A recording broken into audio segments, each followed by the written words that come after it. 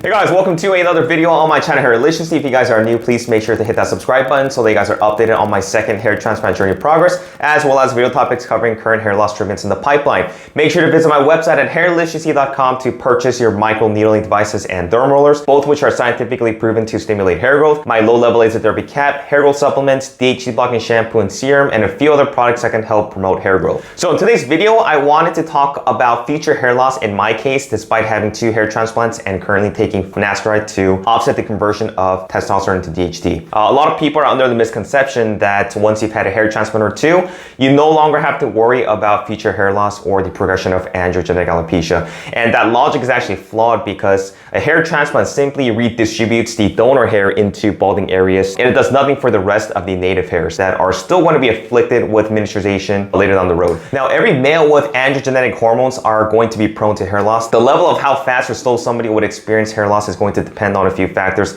including the number of androgens in the body, your genetic profile, diet, age, etc., as well as the androgen receptor sensitivity to endogenous androgens, including DHT and testosterone. And just because I'm on finasteride doesn't mean that hair loss is stopped, because first of all, finasteride 1 milligram is only going to inhibit about 70% of systemic DHT. So there's the other 30% that can still be accountable for genetic hair loss. Even with dutasteride, which inhibits nearly 90% plus of DHT levels, it doesn't 100% inhibit DHT. And you also have to factor in that there's also going to be abundance of free testosterone that's left over after even taking 5 alpha reductase inhibitors, which is still androgenic and it can still cause hair follicle miniaturization. To some extent, not as much as DHT, since they still do bind to the androgen receptors, including the hair follicles.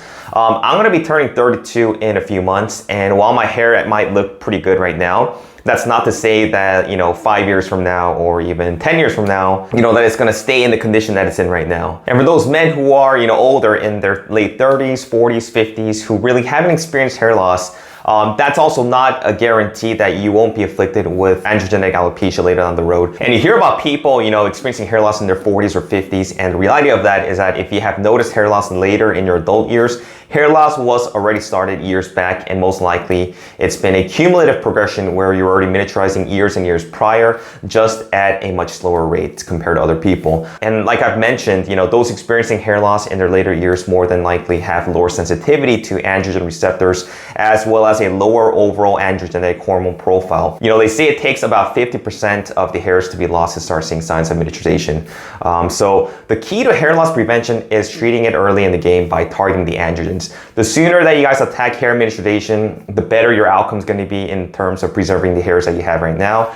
Once you go past miniaturization and enter the fibrosis stage of hair loss, it's going to be difficult and nearly impossible to reverse that with current mainstream hair loss medications or treatments. Medications that we currently have for treating hair loss include 5 alpha reductase inhibitors, which include finasteride and dutasteride. And some people even use off-label topical anti-androgens such as RU58841 that can be used to target androgens. And once those androgens have been targeted, there has to be other topicals and oral medications that can help treatment as far as promoting hair growth and density, including Minoxidil, microneedling, which can actually help with density improvement. So thankfully, in my case, the 2 hair transplants that I had in 2016 and 2019 of November helped me go from a Norwood about a 2.5 to a Norwood 0. And I'm glad to say that I haven't had any progression of further hair loss.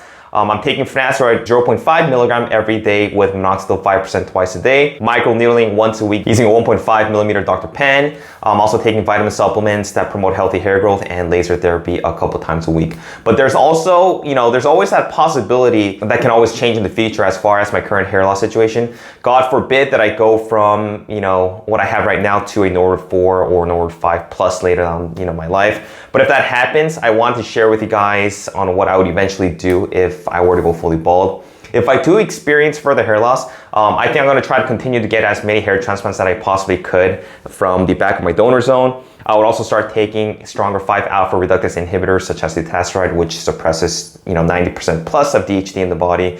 And if that still doesn't work, I would look into other androgen receptor inhibitors or modulators that would target specifically endogenous testosterone and DHT. If that doesn't work, I think it's time for me to just throw in the towel. I've done pretty much more than what most people would have done. I definitely wouldn't opt for a hairpiece because there's nothing wrong with a hairpiece, but you just have to keep up with maintenance, and you have to keep on replacing it, gluing it, and then I don't think I can I can do that. There's also scalp micropigmentation, which might be an option I might go for, since if I end up having to shave my head, it's not like I'm gonna be growing out my hair and then, you know, doing like a comb over everything like that. And since I do have a good shaped head, I think SMP would actually help me increase density and create that illusion of a full head of hair. So it's going to be an easy fix to the hair loss situation. I obviously can't qualify for body hair transplants given that I don't have much body hair. But if I did have a decent amount of body hair with good density, I think I would definitely give it a go. I'd probably make sure to use the scalp donor hair into the frontal portion of the hairline and then reinforce body hair into the mid-scalp and vertex. The body hair characteristics aren't going to always resemble or mimic scalp hair. It's just not possible because it's a lot more curly, it's a lot more coarse, and they have different antigen intelligent phases for different hair cycles. And then hopefully if Dr. Suji decides to be successful with hair stem cell multiplication, I don't think I would go for it because just of the cost. I can't justify paying 6 figures just for hair. It's a lot of money. And as much as I love hair, I just can't imagine paying that much all for the sake of hair. But that's not to say that if the prices do go down later on due to higher demand and patents shared with other companies, I would definitely consider going that route, because it would actually be a dream come true for any balding men to get back their adolescent hairlines and density that they once had. But like I said, this is still wishful thinking because we don't know which direction hair follicle stem cell multiplication is headed towards as we currently speak.